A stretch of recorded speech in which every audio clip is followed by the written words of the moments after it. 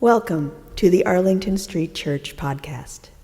Founded in 1729, Arlington Street continues today as a gathering place for progressive people of faith in the greater Boston area and beyond. We are located at the corner of Arlington and Boylston Streets, across from the Public Garden in Boston, Massachusetts. Please visit ascboston.org for more information about this historic Unitarian Universalist congregation. Arlington Street Church, gathered in love and service for justice and peace. A witness in the Nuremberg war crime trials that followed World War II told this astonishing story. Having escaped the gas chamber, he hid for a time in a grave in a Jewish graveyard in Poland.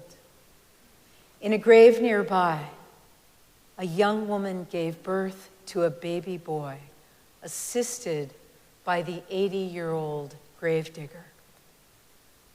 When the infant uttered his first cry, the old man cried out, "Great God, hast thou finally sent the Messiah to us? For who else than the Messiah himself can be born in a grave?" As shocking as it is, as devastating as it is, the birth of a baby in these unimaginable circumstances, born alive against all odds, born to the least of these, is an invitation to entertain the possibility of the holy. This morning, let's reflect on the power of seeing the holy in the unholy, or more excessively, on seeing the sacred in the ordinary. Thumbing through my old copy of Russian author Ivan Sergeyevich Turgenev's Dreams, Tales, and Prose Poems, I saw that I had marked this passage. A boy is standing in the midst of the congregation in a small wooden church when a man comes up from behind and stands next to him. Gazing up, the boy believes the man to be Jesus. What sort of Christ is this, I wondered? A face like everyone's, a face like all men's faces. Such an ordinary man. It can't be. But I hardly turned my eyes away from this ordinary man when I felt again that it really was none other than Jesus standing beside me, and suddenly I realized that just such a face like all men's faces, is the face of Christ. Our faith tradition rests on the affirmation of the worth and dignity of every human being. And this, my friends, is actually a spiritual practice to which I commend you. The practice of looking and seeing and making the opportunity to remember, to be reminded that everyone is touched with holiness.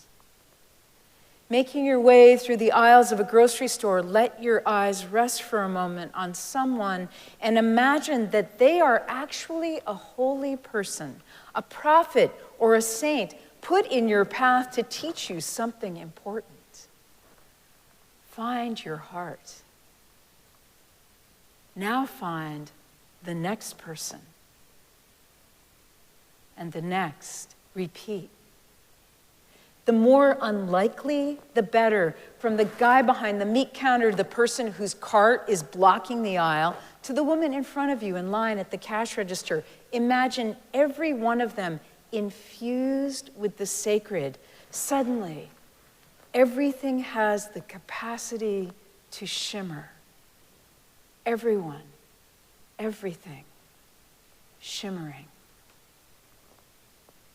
Sacredness isn't a destination. We don't get there. We are there. Things don't become sacred until we make them that. We forget but we can remember. And when someone might just save the world, we feel less irritated with them. The ancient Hasid said, if we always assume the one sitting next to us is the Messiah, waiting for some simple kindness, we will soon weigh our words and watch our hands. And if the Messiah chooses not to be revealed in our time, it will not matter. Here's my colleague, Reverend Anna Bladel. Mercy, mercy, mercy, she writes. What a world we are living in. What a season. What a time. So much brutality. So much beauty. So much viciousness. So much tender vulnerability.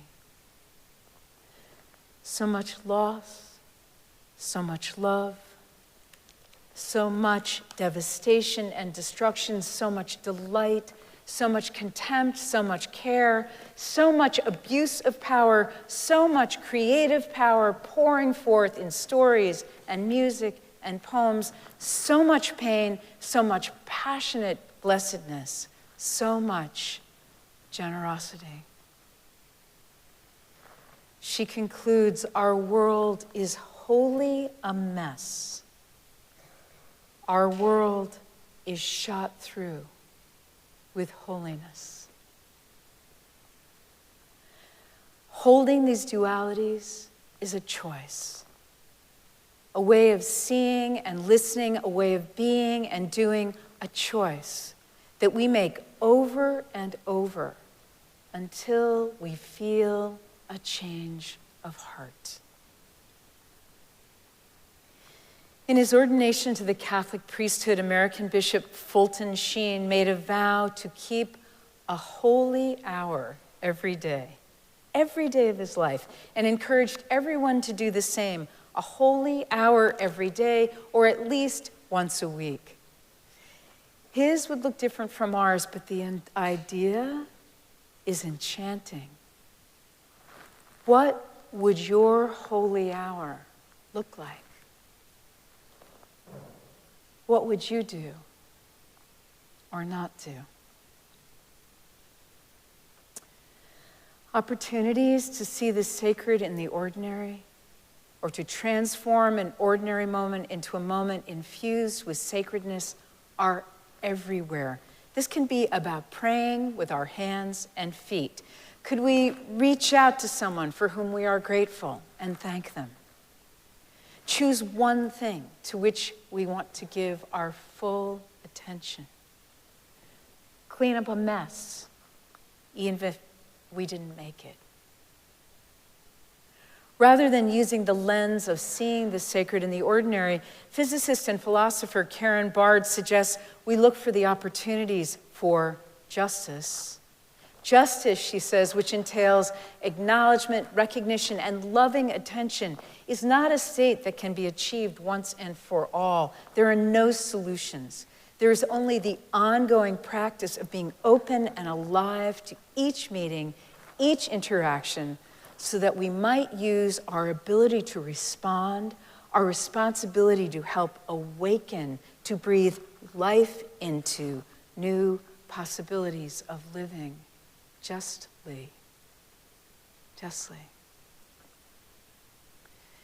In 1941, Thomas Kelly, a Quaker, wrote, "Our lives grow too complex and overcrowded. Even the necessary obligations that we feel we must meet and grow overnight, like Jack's beanstalk, we are weary and breathless.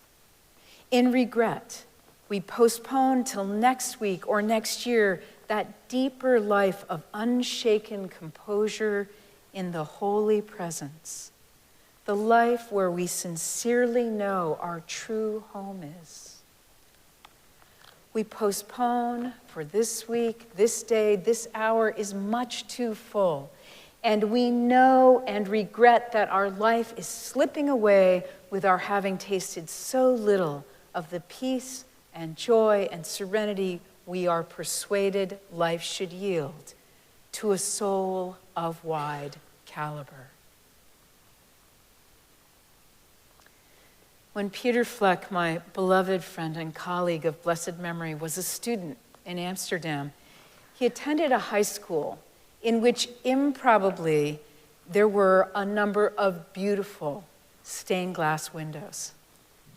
His favorite had the Latin words, Hic incipit vita nova, inscribed on it, here begins the new life.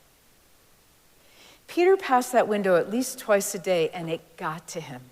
He found its exalted message inspiring and compelling. Here begins a new life. But it made him crazy that it had been mounted at the landing of a stairway. He wondered, did he really want to begin the new life in this inglorious location?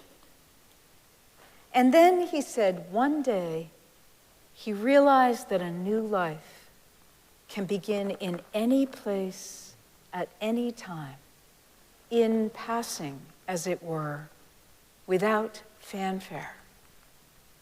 The sacred is in the ordinary. If you listen to any European classical sacred music, you have more than likely heard a setting of one of the earliest hymns, the Magnificat, the song of Jesus' mother, Mary. The text is drawn from just a few lines in the first book of Luke. It begins, "My soul glorifies the Lord, and my spirit rejoices in God." Mary is ecstatic at the privilege of giving birth to Jesus and looks forward to his transforming the world. The humble will be uplifted, and the hungry will be fed. I read a description of a group of Christian students reading these verses together one evening. They said, longing, anticipation, that feeling of sadness you get when you don't know how history will turn out, world weariness, naivete, love. Mary sings of spirit, wild and creative chaos, a spirit who makes a way out of no way, makes a way through us, with us, in us, when we cannot imagine a way forward. It is rarely, if ever, the way we would have predicted. It is rarely, if ever, a way that keeps us comfortable. Mary sings of justice, mercy, revolution. And why, you might be wondering, was I reading about the Magnificat? What caught my attention was that over the centuries, it keeps getting banned. In the 1940s, as British rule was ending in India, the Archbishop of Canterbury banned British missionaries from reading it in public or singing it in church. Those who had been colonized were rising up, and Mary's song was providing courage to the resistance, a huge threat to colonial power. In the late 1970s, when mothers of the Plaza de Mayo, whose children had disappeared during Argentina's dirty war, began to display posters throughout the Capitol Plaza with the words of the Magnificat, the military junta outlawed all public displays of Mary's song. And in the 1980s, the US-backed Guatemalan government also banned it. By their lights, it was exalting God's preferential love of the poor, a dangerous idea that might lead the poor to believe that change was possible. That's much too dangerous. My soul glorifies the Lord, and my spirit rejoices in God. Or we might say, my God, my soul glorifies the spirit of love, service, justice, and peace, and my spirit rejoices in love. So dangerous, so powerful. What is holy is not somewhere else but here. Not some other time, but now.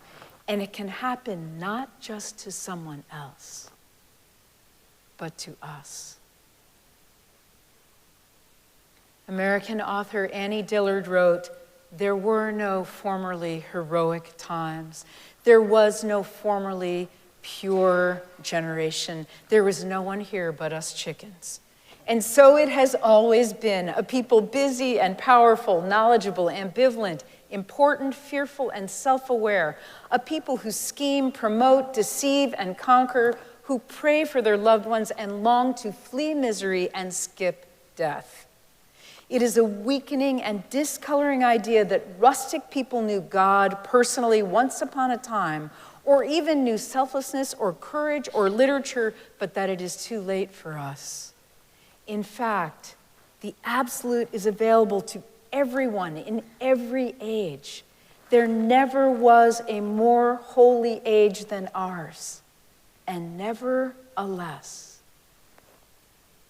She continues, "There is no less holiness at this time than there was the day the Red Sea parted, or that day Ezekiel saw visions of God. There is no whit less enlightenment under the tree by your street than there was under the Buddha's tree. There is no whit less might in heaven or earth than there was the day Jesus said, 'Maid, arise,' to the centurion's daughter, or the day Peter walked on water, or the night Muhammad flew to heaven on a horse.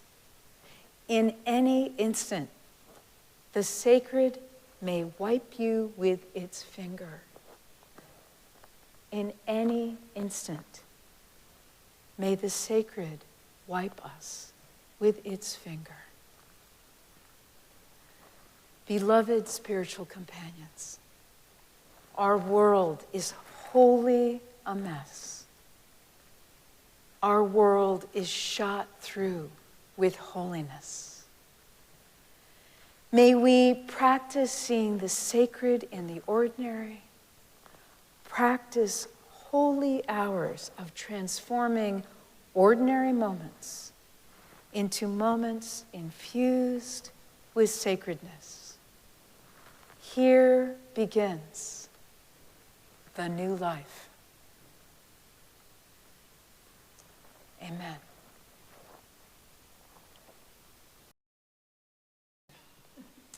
And now for our benediction, I invite you to put your hands over your heart in Namaste.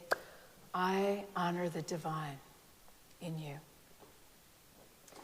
From Unitarian Universalist religious educator Sophia Lyons-Foth, we pause in reverence before all intangible things that eyes see not, nor ears can detect, that hands can never touch, that space cannot hold, and time cannot measure. Fling wide the windows, O my soul. The bright beams of morning are warm. Let us keep this faith, beloveds, and pass it on. The service begins when the service ends. Bless your hearts. I love you. Amen.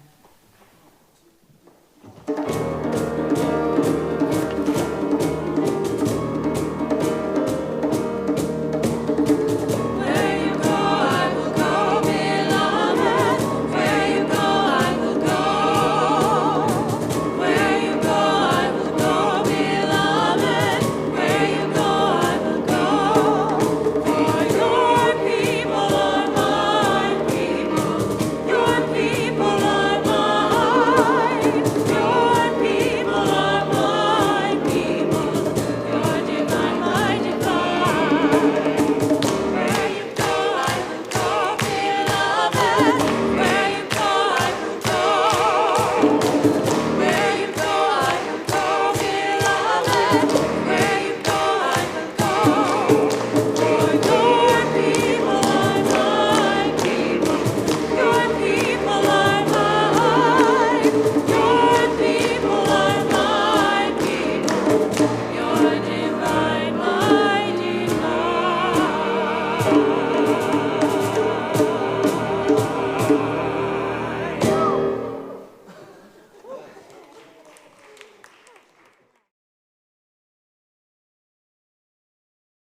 Please visit ascboston.org for more information about this historic Unitarian Universalist congregation. Arlington Street Church, gathered in love and service for justice and peace.